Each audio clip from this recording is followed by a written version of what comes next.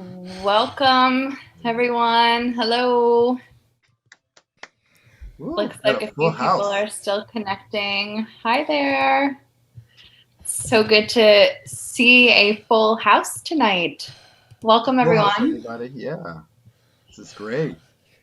I love it. And we've got cameras on tonight. So I see board member Alan and Marjian. Hi, Marjian. I haven't seen you here. Good to see you. Hello. Hi, Sandy. Hi, Mark. Hi, Alan. Who else do we have here? Hi, Lisa, Taretha, It's Steve, it's romper room. Joanne. John, hello. I feel like I know all of you. It'd be so Yeah, this nice to is great. maybe meet everyone in real life one day Teresa? or see everyone in real life who I have already met in person. All right.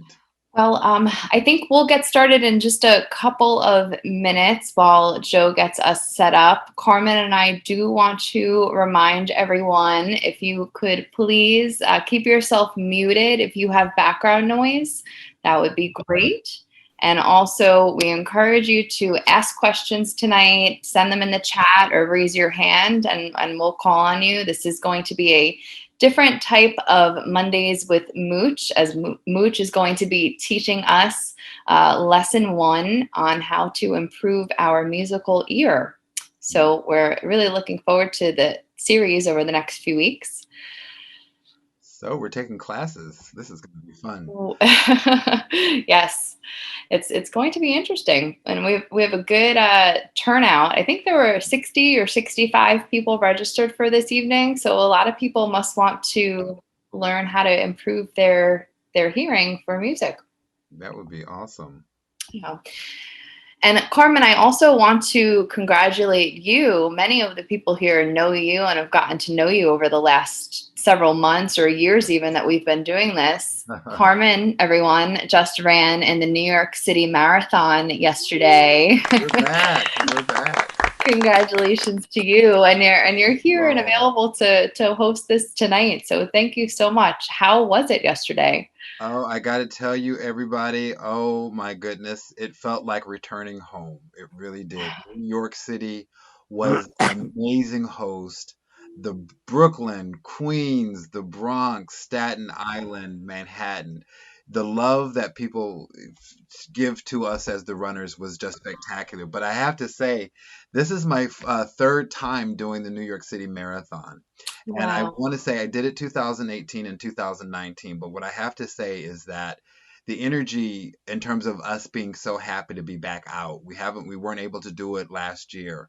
You felt people so trusting of each other, people trusting, wanting to be out, wanting to be connected, and that's something that I think is so important. I mean, the connection that we had, that human connection, and what I'll tell you is real quickly is parents out there with their children, when you see the little kids holding their hands out, wanting you to slap their hand and give you a high five, that got my heart the most because having parents trust their kids with their open hands. We've been sanitizing all the time. We're sanitizing, and so the one thing that's been challenging about COVID is that it kind of makes us distant from each other. You felt none of that distance yesterday, so that was fabulous. If you have a second or so, I can maybe show you a clip. Real Sure. quickly. I'm gonna share my screen here. I'm gonna chime in here for a second Oh, go ahead. and Go ahead. and congratulate Carmen, of course. But I would have been running right alongside Carmen. But it was laundry day, Oh, so I, yes, I yes. couldn't make it. Oh, Okay. sure. But Carmen, it's an incredible feat, and I'm really proud of you.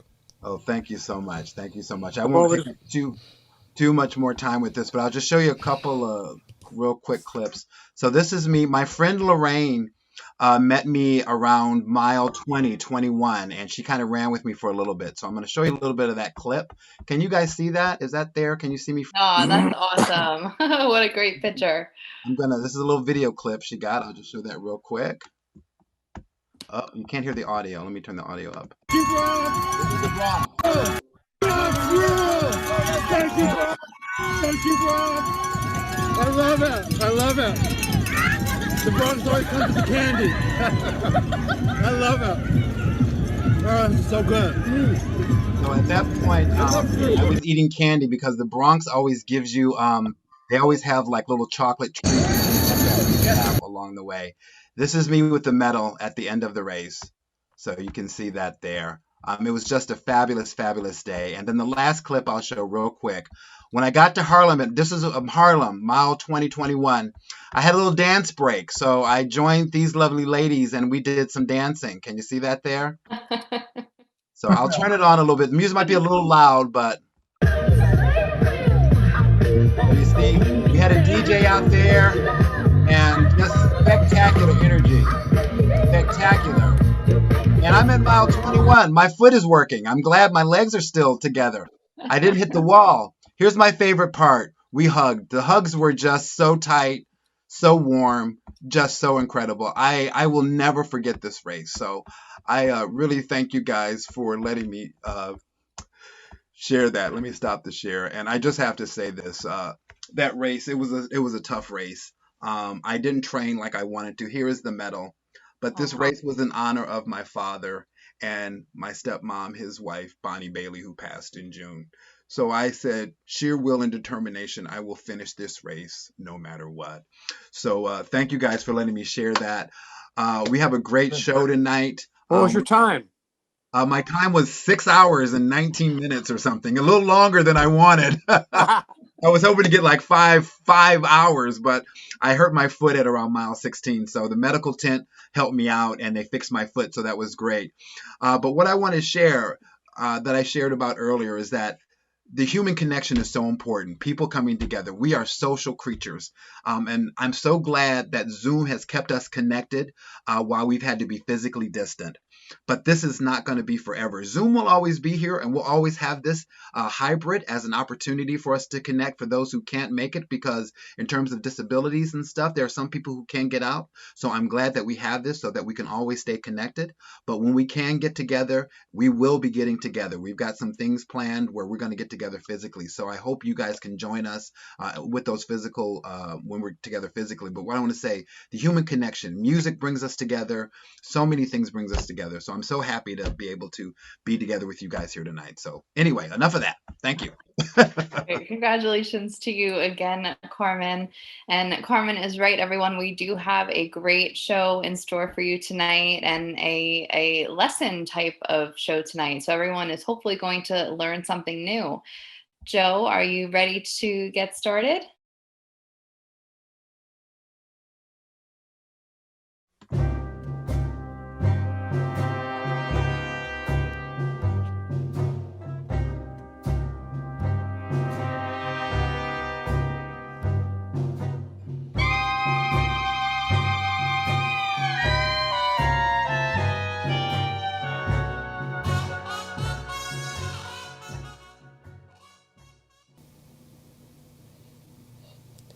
Hello, everyone.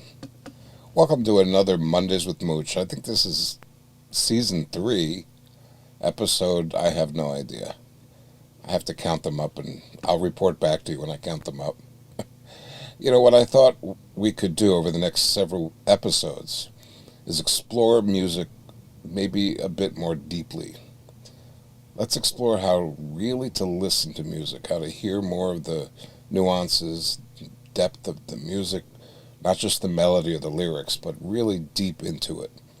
Maybe we can uncover those layers, like peeling an onion, layer by layer, and get to really what's at the core of what we're listening to. We can make it really an open discussion, so please feel free to contribute or ask any questions along the way, or make suggestions, certainly, of what topics we can cover.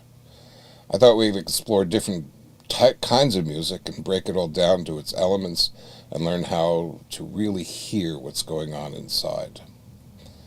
You know, the late, great jazz singer Jon Hendricks was a dear friend. He's known for the famous group Lambert, Hendricks, and Ross. And I've probably told this story before, but he had a lifelong career singing and writing jazz, singing and writing lyrics to jazz standards. And he said he wrote the world's shortest poem about jazz. But this is how he said it. I wrote the shortest jazz poem ever heard. Nothing about hugging, nothing about kissing, just one word, listen. John Hendricks.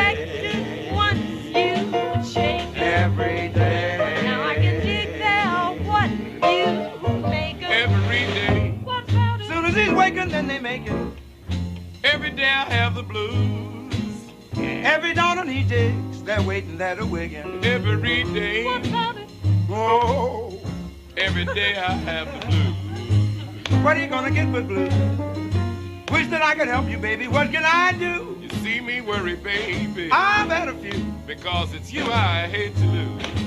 What about settling? How you gonna keep me from meddling? Nobody loves me. Oh. Nobody seems to care.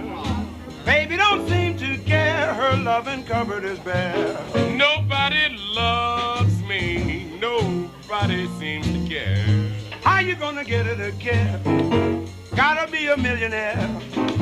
Speaking of bad luck and trouble, well, you know I've had my share. Yeah, man, I'm thinking you tell me. I'm gonna pack my suitcase, move it on down the line. Oh, I'm gonna pack my suitcase and move it on down the line. The blues are one match tick.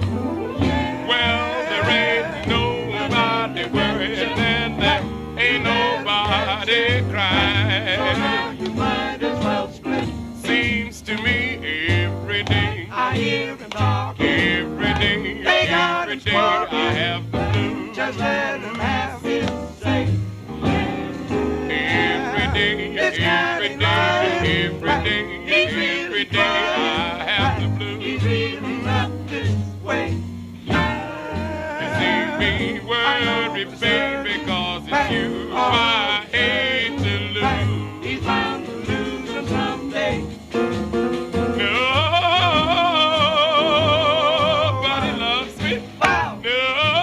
Nobody seems to care. Nobody loves me. Nobody seems to care. Speaking of bad luck and trouble, well, you know I've had my share. No one to love. I am packing up my suitcase. Down the line. I am moving down the line, yes. Down the line. Well, ain't nobody worried, and there ain't nobody crying. Down the line. Every day I hear him singing. I have the blues. It's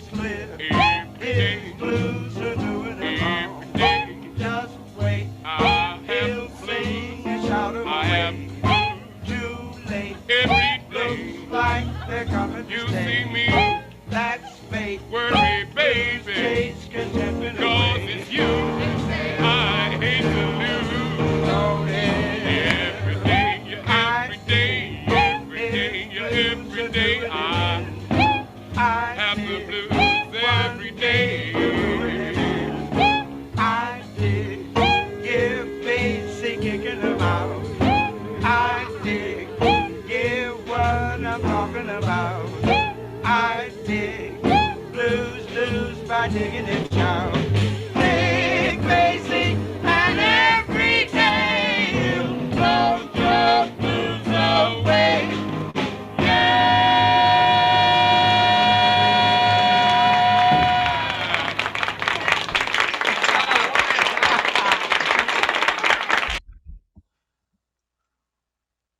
Wonderful clip. That was amazing.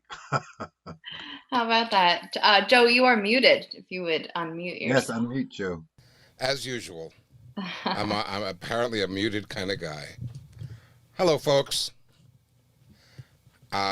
Great to see you all. That was, of course, Lambert Hendricks and Ross with Joe Williams. And anybody recognize the clip where it was from? It was from a late night TV show. It was actually from the Playboy Club.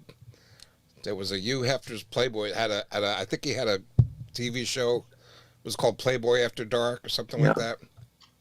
Was that on before, was it like 6 p.m., 7 p.m. in the evening? No, I think it was later than that. Way I'm not later sure, than but that. Wasn't TV over by midnight? Wow. It You was. could see you could see Tony Bennett in the background That's early right. on in the clip. A young And Tony of Bennett. course, Count Basie. Yep. Wow. And if you noticed, that what they were singing was actually the Basie band arrangement of that tune, right? When Joe Williams sang that song with the Basie band, those three singers essentially recreated Basie's arrangement, including all the improvised solos that the band members played. They did it vocalese. So it was a fantastic kind of tune there. So are you saying was that an original instrumental that they put vocals Originally, to? it was if you look up Count Basie with Joe Williams and Every Day I Have the Blues, you'll hear that very same arrangement, except done with horns instead of voices. Right? So that's one of the things that John Hendricks was great at, is sort of rearranging classic jazz recordings for vocal. They actually called it vocalese. So Jazz vocalese. when Ross was doing that little boop, boop. Yeah, that's the trumpets going. Bop. That was the trumpet. Yeah. Okay. And there was a section where there was the trombone section doing something. Anybody else hear anything interesting in that clip? Just come on, pop on, and share if you'd like to. Joe, for some of us novice non-musicians, I'm speaking for myself, what should we be listening for exactly? What are some of the basic things that you like? I know you hear music differently because you're a musician and a conductor, and so I don't know much about music at all, but I know when something doesn't sound right, which has always been interesting to me because I think a lot of people are the same way. But what are we supposed to be listening for?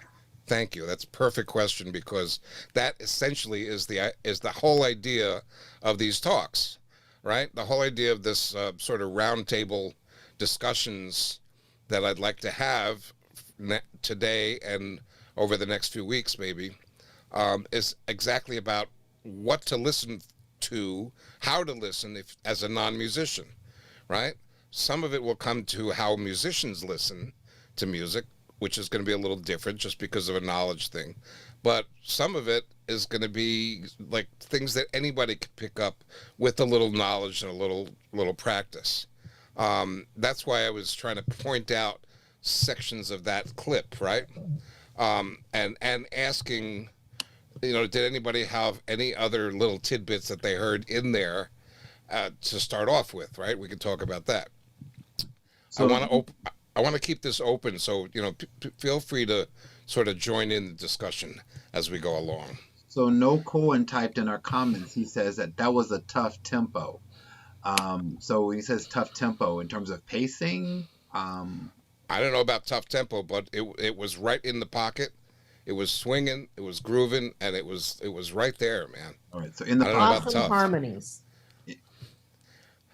In the pocket, by the way, is a kind of a term we banter around. It just means it's basically sounding great and swinging. all right. It's got a good feel to it. It's a good groove. Awesome harmonies. Definitely awesome harmonies, right? And again, one of John's Hendrix, that is, one of his geniuses, was he boiled down a big band, a 16-piece big band, down into 3 voices, right? And you still hear those great harmonies coming through. So, I had a poll that isn't quite working, but I'm going to ask the questions. There's just a couple of questions, and I tried to get the poll to come up here, but technology and yada yada. So here's the poll question. And before you do that, Joe, just know that Yeah. you can answer the poll. How can they answer the poll question? Should they raise their hand? Blurt it out. Raise their hand, blurt it out, Okay. Share in the or for that chat. matter, Okay. or put it in the chat. Yeah. Okay, great. Thank you. Why is there music in your world? Not generally, just in your personal world. Why does music exist for you? Options are: it's always in the background, or to forget the world around me, or other. So I don't know how should we. Is there a way to vote or raise your hands or anything? Or is anyone brave enough to answer out loud of why they have a particular answer? There's no wrong answers. It's just a curious poll. Well, all right, Other. I'll go. Is that Ronald? Oh, Ronald. Okay, sure. Go ahead. Go ahead, Ronald. Yeah, I just said, and the answer is because music is a part of my culture and heritage. Ever since I've been born, I've heard music all around me, from my parents, my grandparents, until today. I've inherited a very, very beautiful, once in a lifetime system from my ancestor uncle. He was very into music and he taught me about all kinds of music. So it's just been part of my culture and heritage ever since I was a youngster. So that's why music is important to me. And Ronald, Well, you are blessed. Ronald, would you mind sharing? You said culture heritage. Could you share what culture heritage you're referring? Yeah. Could you? My African heritage. African? Yes, my African heritage. And, Okay. And a little bit of Spanish heritage. A little bit of what? Spanish heritage. Okay. Spanish. Yes. But, Yes. But both of those heritage, they are musically culture. Yeah. Music culture, I should say. You know what? We owe a great Yeah. debt to African culture and Latin American culture for sort of forming the melting pot that we now call jazz, right? Mm-hmm. We grabbed all kinds of different music styles, but largely from African Americans in New Orleans and Latin Americans also in New Orleans at the time, and other musicians and people from Europe sort of melded together to form this great music, and we're all indebted to those cultures. But I believe that we're born with rhythm inside us. And that rhythm inside us needs expression. We hear sounds around us from the time we're born. And as we get older, we integrate that sound and we get feelings within us, and that sound moves us, and soon it becomes music, and music becomes part of our lives. And that's you. Is that Jan? Is that That's Jan? Jan. Yeah. Okay, thank you, Jan. That's fantastic, Jan. In fact, do you think it has anything to do with the human heartbeat that we are? Could. It could. And if you look at a newborn baby, the sounds around them, and even in the womb, we're hearing that there are certain, Vivaldi is very good for a womb. That's right. That's right. So we're innately put together to enjoy and love the music, the sounds that are around us, and then the beats that give us motion and movement. It's wonderful. And of course, if you're born in a home where your dad always brought home a 75 record on his payday, it was terrific. Wow, that's great. Apparently, we have a very advanced audience here. Yeah. Margin, did you? Margin? Yeah, Margin. Yeah, Margin Gladys here. I was trained on piano and oboe. And really listened to a lot of diverse musical styles, but it was a challenge playing oboe because I'm actually hearing impaired, and I lost even more hearing in my early 20s, so I'm kind of like severely deaf now. I love jazz music, and but I listen to any kind of vocal music as not for the lyrics, but for the musicality of what I'm hearing, because I usually can't make out the lyrics. And so I approach music differently from most people I know because of that. Again, I think you're lucky in that, because most people, it's sort of music is a background thing. And if they're listening for the lyrics, because that's what speaks to them, right? Most, I should say, non-musicians. Most people that just sort of use music, like one of the questions is just in the background, or maybe to forget. They listen to music because they can forget their troubles. Or it sets the stage for what you're doing at the moment. Yeah, like true.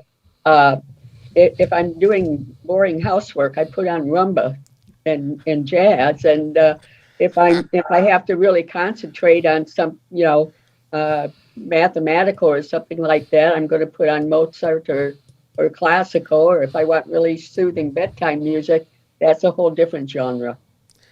This is going to be a very interesting few sessions, because this audience is fantastic. I love it. You guys listen to music. It's fantastic. Again, you have to count yourselves among the blessed, because a great majority of people, it's just background. They come home after a shitty day at the office or at the work or whatever, everything went wrong, everything hurts, and you put on some music to forget troubles and lose yourself. And even though like vodka helps in that case too, but sometimes music is there to just forget. But I don't know any musicians that create music so the listener can forget. Well, there's a few comments in the chat here that are pretty powerful. Can you bring them on? Yes. Can you read them? We have Teresa, and I apologize. I'm always saying that mispronouncing, so I apologize if I'm mispronouncing. Teresa. Teresa says a part of breathing and living. That's what music means for her. We have here Glenn says I can't imagine my life without music. Sonia says it stimulates the soul and takes one to another place. And then wow. Diane says, grew up with music with my parents and has been a part of my life. I enjoy various styles of music. Lynn says music makes life meaningful. And then I had my own little response, which is music saves my life. It keeps me alive, and it's my heart and soul. Wow. So those are I some can pretty tear powerful up my things. first 2 pages of notes. You guys just covered it all. That's fantastic.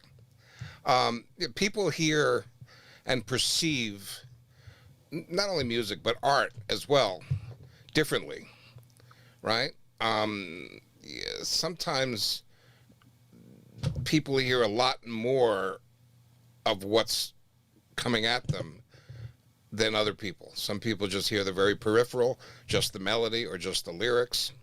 I think it's interesting that we had several comments from people that I know, or you've said you had instrumental music, you performed at some point in your life as a musician or as a student musician or whatever.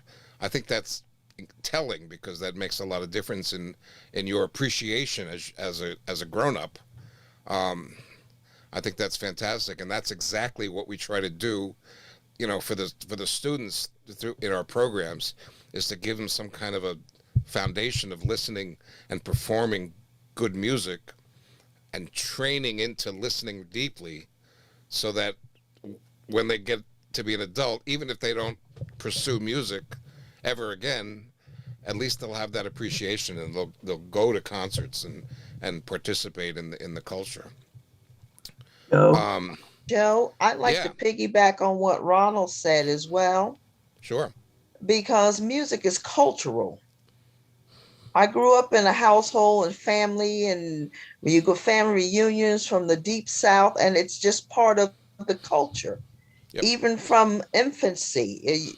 And I'm an African woman with some native ancestry. The drum is part of the heartbeat. As a nurse, when I'm listening to a heart, you can hear the beat. It's a rhythm. It's a part of nature. We can't separate ourselves from nature.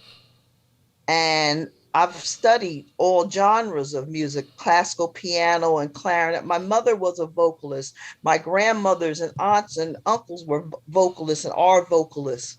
It's just a part of being. And it's not as structured like classical music. That African native rhythm and beat is a whole separate thing in itself. Even growing up with them, because they were gospel and church musicians, a Baptist, African, Methodist, Black church is a whole different music field. There are so many musicians have never read a piece of music but can tear up an organ. That's right. It's That's right. it's culture. Beautifully said. Beautifully said.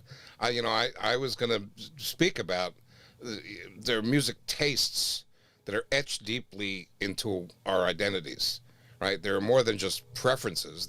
They signal who we are, where we see the world from, and they bind us to social groups and cultural groups. Um, Sometimes fashion, language, even mannerisms of the music, the musicians that play the music that we grow up with become our own tastes. Even in fashion and in art. I mean, remember the Beatles? The Beatles' long hair. Remember that? Yep. Look at this. Today they would be considered clean cut young boys, right? Mm-hmm. But it was such at that time a scandal that their hair was so long. And over 20. what I was going to say about how we perceive music is that there are some people, rare though, who literally hear color when they listen to music. It's a thing called synesthesia. Synesthesia, if I can say that. Audiovisual synesthesia. It's a rare neurological condition.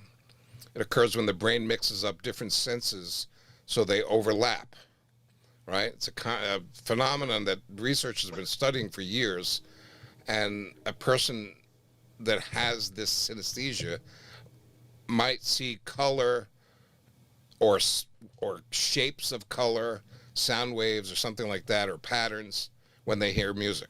Even sometimes specific notes, they see specific colors. And Dizzy Gillespie has a synesthesia. Dizzy Gillespie actually saw color when he listened to music. I'm curious. Anybody here have that phenomenon? Anybody here see colors when they listen to music? Yeah, it's quite rare, but it just occurred to me there might be one somewhere. Joe, I'd like to follow up on what you were saying about brain. I wonder if my experience has been as a former player and a lifelong listener that people who embrace music have a different brain, not necessarily a better brain, but I think there's something about musical brains that's different. And I wonder your experience as a teacher, conductor, player. Do you have any indication that musicians have different brains than the general public? I'm not sure I buy it. Everybody has different talents in varying degrees. Perhaps this whole crowd here tonight has some sort of musical talent somewhere or artistic talent. All right, and it exists in varying degrees. And if you work at it and practice your artistic sense over the years, you can develop really great standards of what you're doing musically or artistically, for that matter. When I was younger and staring at like these famous artists' paintings from all the different periods, I remember like staring at them, trying to figure out, why is it that I should like this? What do people see in this painting? And I'd stare and stare, and finally at some point it dawned on me that the artists are not painting with color. They're not painting just brushstrokes on a thing and painting images with that color. What they're really doing is painting light. It occurred to me that the successful, at least in classic art, it occurred to me that the more successful and the more famous were the artists that were successfully painted light into their paintings. The shadow, the perspective, the light. It's all about light. It's not about color. It's about light. And similarly, music.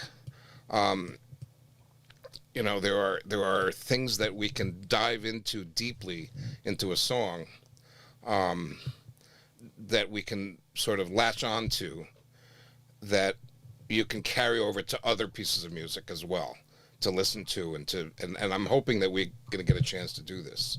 So, Yeah. so Joe, I want to mention two things. One, is your camera off? Because we don't see you. I just want to make sure you know. Oh, I'm sorry. Hold on. So just wanted to bring that up. You There turned you into okay. And then secondly, I wanted to Hiding. refer to Lynn's comment. She says Arturo O'Farrell is one who hears colors, and O'Farrell. O'Farrell, thank you, is one who hears colors, and I wanted to agree with her comment. Arturo, the son or the father, Chico? Lynn, you'll have to answer that. Chico or the father or the son? Father. The son. Deceased, The son. but She says the son. son. The son. Oh, that's interesting. I didn't know that. And I would agree with that, not because I heard him say that, but when I went to his performance, I went to a performance of his when I was at WBGO very early on, about 2014. I've never forgotten that performance. It was one of the most powerful pieces of work I had ever seen. It was so well orchestrated, so many people on stage. And it was, even though I wasn't seeing colors per se, but it was a colorful, magical powerful experience. I was just blown away, and I've loved him ever since. I have such respect for his work. And my third question is: are we going to hear any other music tonight? Yes, I'm about to. Either? I'm about to set something up, and I'm gonna play a piece of music that those of you that followed our organization, you've heard this over and over and over again. But I'm going to play it, and I'm going to ask you to listen deeply into it, and then we're going to discuss it and see if we can't maybe analyze what's going on in there. So I'm going to challenge you, Joe. When you say listen deeply, what does deeply mean? I don't know. No, we're going to find out. You're going to have to like use your ears as best you can while you're listening. Should I close my eyes? Yeah, everyone share their thoughts in the chat if you'd like.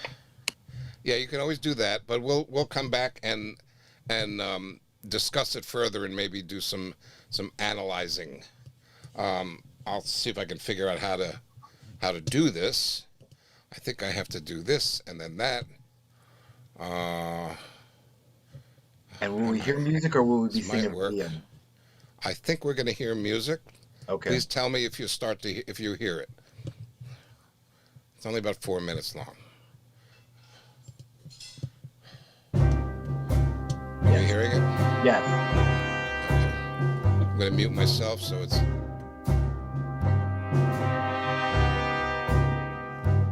Redback Jazz Orchestra.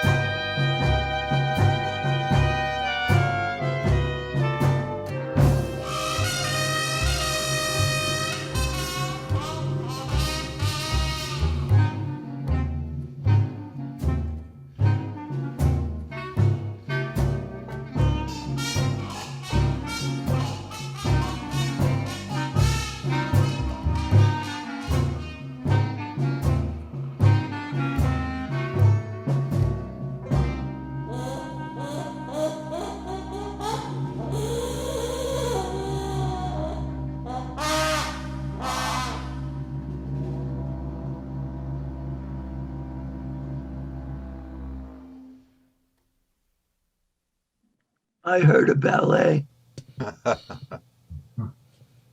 We've got some great comments in here, Joe. Yeah, well, it's a great piece of music. And I just want to start out by what you could sort of think first about this, right? So, in general, music creates motion in a stagnant arena, right? We're as we produce music, as we present music, we're actually creating motion and vibrations, and sort of, it could be excitement, right? Movement happens from one note to another, from one chord to another. It creates a journey that we ask the listener to come on. Sometimes it makes us tap our feet if we're happy, and it's a swinging, jilty kind of music. And some other kinds, it wants us, to hide or feel anxious or scared, or, it can evoke a whole set of feelings and moods, right? So when you listen to that, let's talk about like what it made you feel like. What mood was it? What was that about, right? There's rhythm. There's what instruments were playing to listen to that, and is there an emotional background to this song, right? So let's start with what all are the instruments that you heard? So go ahead and just anybody throw them clarinet. in. Yep. The trumpet. How many clarinets? Oh, 4. 4 clarinets? Oh, wow. Do I hear I just 3? remember 1 or 2. It's actually 3. 3. And then you got the trumpets. And the thing that was amazing to me is the way those solo instruments were played in a very unconventional way for most of our ears to hear. You know what they're and using? That really, the beat gets you in and envelops you, and then they toss in these amazing instruments played in a very unusual way, and it captures you. You can't let go. That was an Ellington signature kind of thing.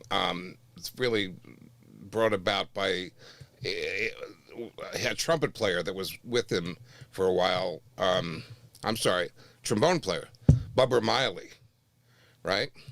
And he was using, in fact, on this recording as well, the trombone and the trumpet player were both using a toilet plunger in front of their bell and growling as they're playing.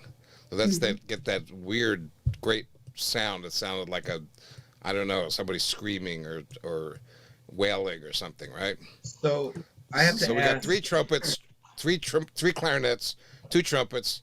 Trombone was mentioned. Anything else? Well, I have a question. In the background, you hear they're playing together. So that little noise, I can't say noise, but the music goes in the background. What is that? What's being played there? Because the high clarinets. Is that those are clarinets? That's the melody. Yeah. So those what's being played there? 3 clarinets in harmonized are playing the melody. So that's 3 clarinets playing the melody, and then above it, the lead is what then? The lead clarinet. Talking about the very high notes.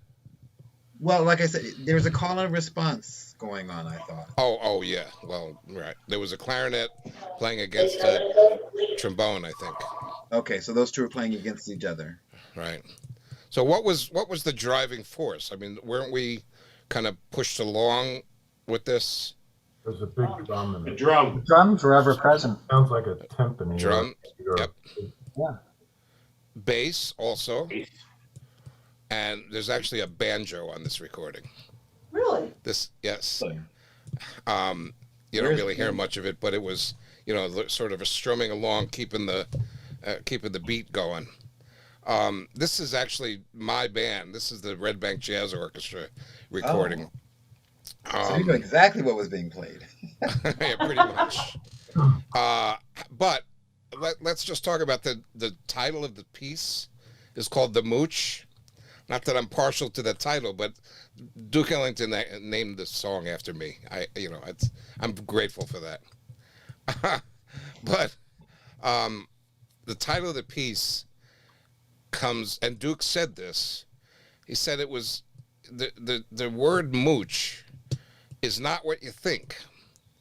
Everybody has the idea that a mooch is like what Cab Calloway talked about as a moocher, somebody who takes money and doesn't pay you back.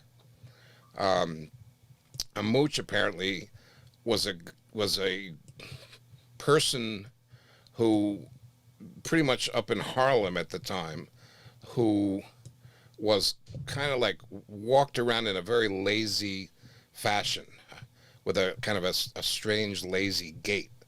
It was popular kind of way to sort of move in Harlem, and you can even hear it. You can see that in those, now that I remember the name of it.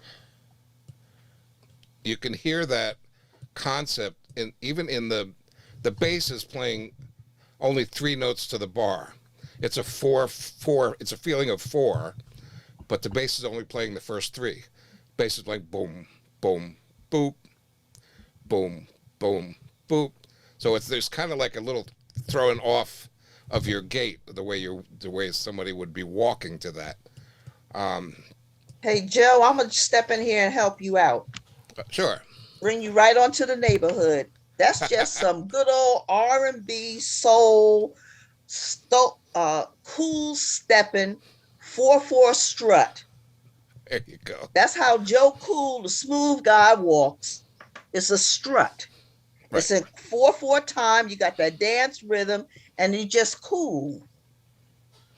There you go. And like Carmen had mentioned before, it has that call and response. The clarinets and the trumpet and trombone respond. The drum keeps that 4/4 dance march beat. Today, we would kind of call a little bit of house with R&B. House music is a 4/4 time with that dance move. Well, obviously, this was before even R&B. Yeah, but it all comes off that gospel track. It's that cool Joe move. That's right. What we call it in the streets. Cool you mean Joe. like that old was it a cigarette commercial with the Cool Joe Camel cartoon? Yeah, guy? Yeah. And then you go even further than before that. The zoot suits, that smooth walk. There you go. That cool pimp step. Right. That's exactly what it is. Right out of my culture. That's the mooch. Exactly right. Yep. Now, the very start of it and throughout, you heard what is referred to as a jungle drum theme. So the drums are essentially sort of mimicking what is thought of as a jungle style. And at the time, when this was written, 1928, I think it was King Kong had just come out as a movie, the original King Kong. And there were all those Tarzan movies. And in Tin Pan Alley, they were putting out tunes like Jungle Jamboree and Babes in the Jungle Rhythm, Call of the Jungle, all these tunes. There was a theme there. And when Duke was playing at the Cotton Club, which is when this period was, that it actually was very popular.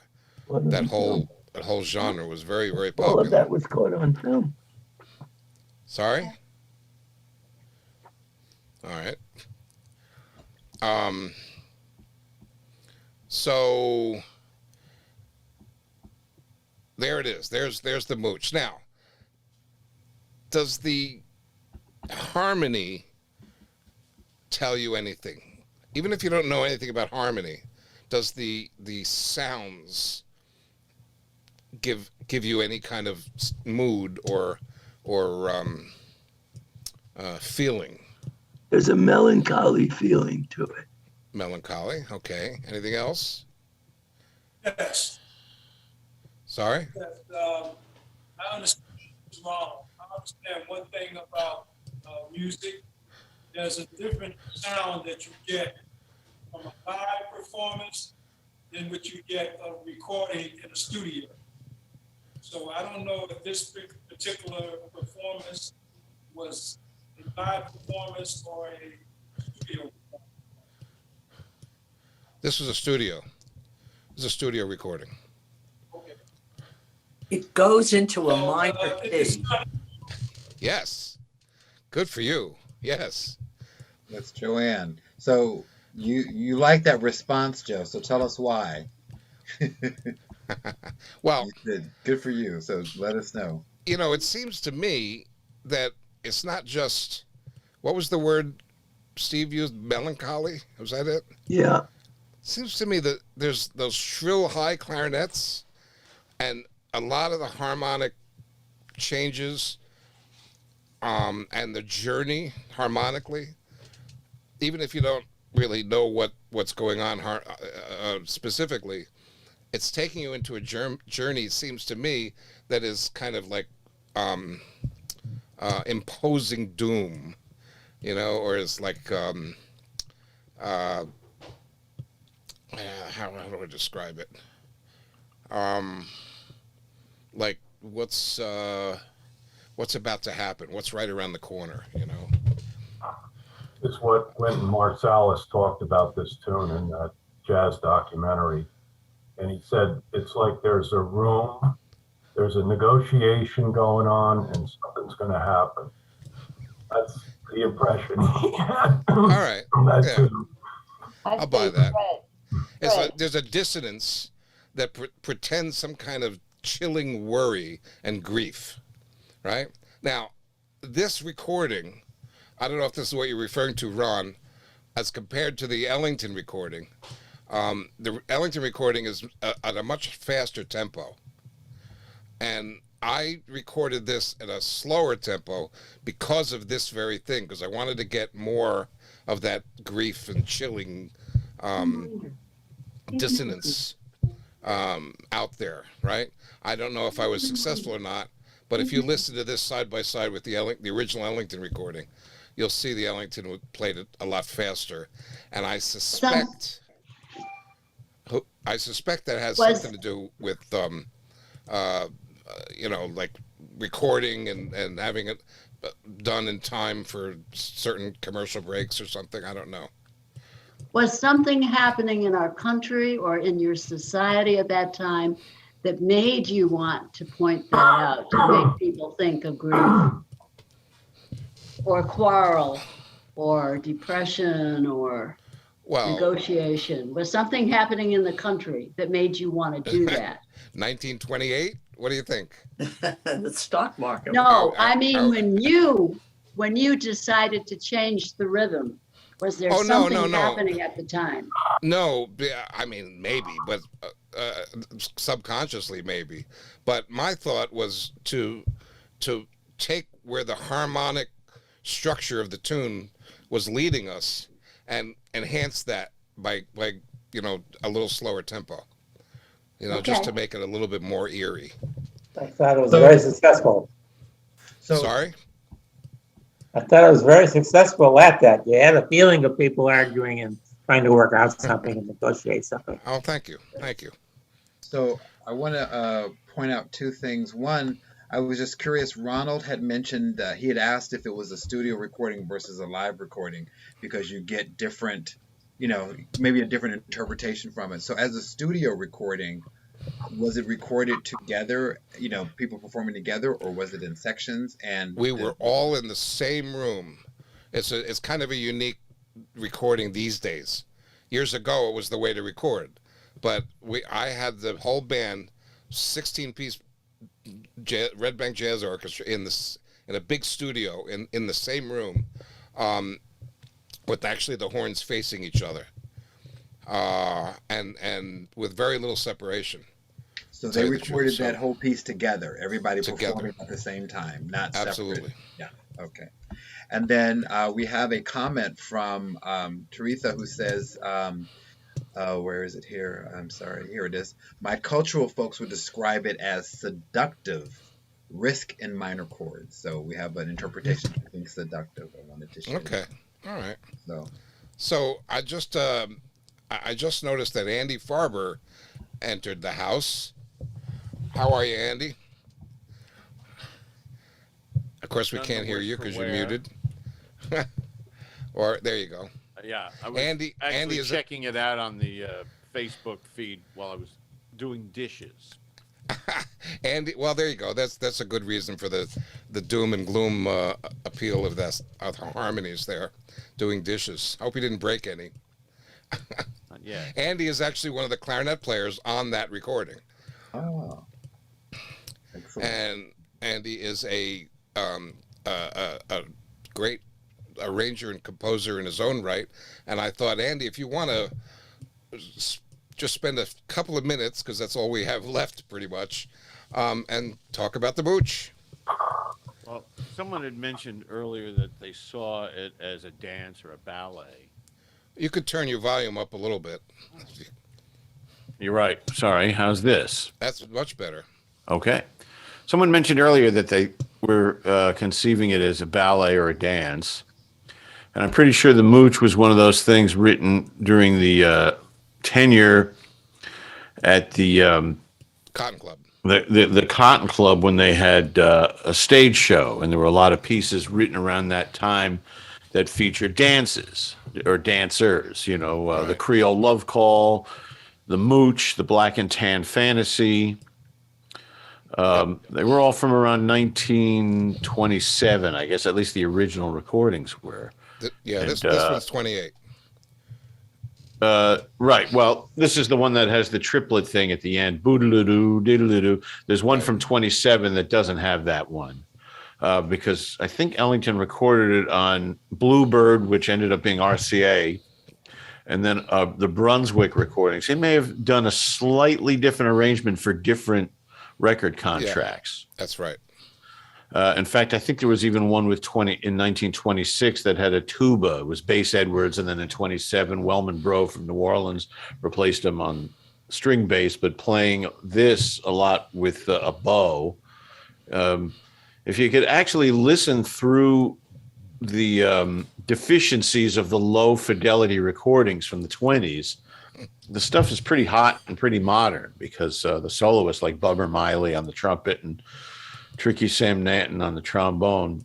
That's it. They were playing pretty hot, because nobody had any cliche or riffs that they stole from other people and practiced for years and years in their back pocket to whip out on those recordings in the 20s. They were making new music and inventing things on the spot. So even though it might sound old-fashioned by contemporary ears, nearly a century after the fact, at the time, it was really cutting edge, ultra modern, and possibly avant-garde at the time. Sure. Great. While we're exploring, listening to music, and the hour has flown by, and maybe Andy, I can invite you back, and we can get into some other tune, or wrap this one up or something. And so, Carmen, did you want to? Yeah, I want to do one thing, if you can. If you're able to look at your screen on your computer and see your Zoom, at the bottom you should see something that says reactions. If you can do it, click on the reactions, and if you can give us a thumbs up or some kind of emoticon to let us know how you felt about our first learning series, that would be very helpful. And if you can't do that, please give us a comment in the chat.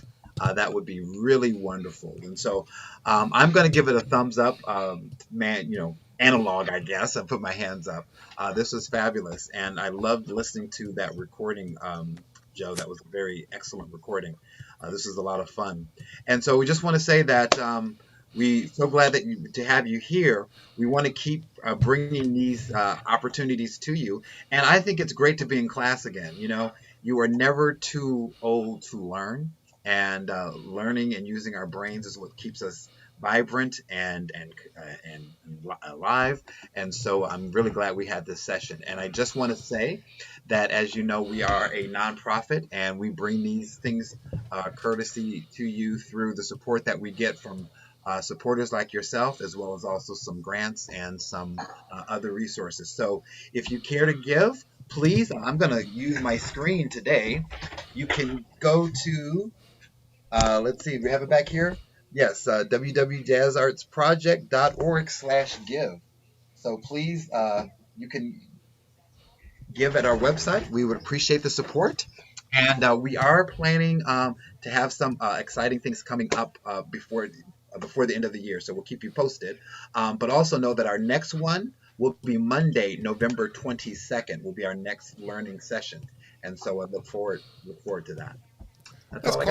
Let's call it a discussion session rather than learning. You know, I mean, it's a round table discussion. Everybody has ears, so we can all contribute to what we feel about it. Yes. Right. And I love it. I've got to learn about tempos and 4/4 rhythms and all that stuff. That's my thing. All right, we'll get into that. Boy, it really flew by. I thought I have another 3 pages of notes to get through. So next episode. Next episode, and I want to get into. We started with a little vocalese with John Hendricks. I want to get into another great vocal thing next week, and I'm just gonna tease it. I'm not even gonna tell you what it is, but I got a plan. So, guys, thank you so much. As usual, I'm going to stop the recording and stop the Facebook feed and sign off. And anybody who wants to hang out for a little bit and have the after gig hang, we can do that for a little bit. So, thanks so much for attending, and hope to see you next time, which is what date? November 22nd. November 22nd. Sunday, November 22nd. Yes. Okay, folks. Thank you, everyone, for joining us. Thank you for joining. Great show, Joe. You didn't even play the keyboard. I thought we were going to have some piano tonight. There was only time for Joe to pull one trick out of his hat tonight. I know.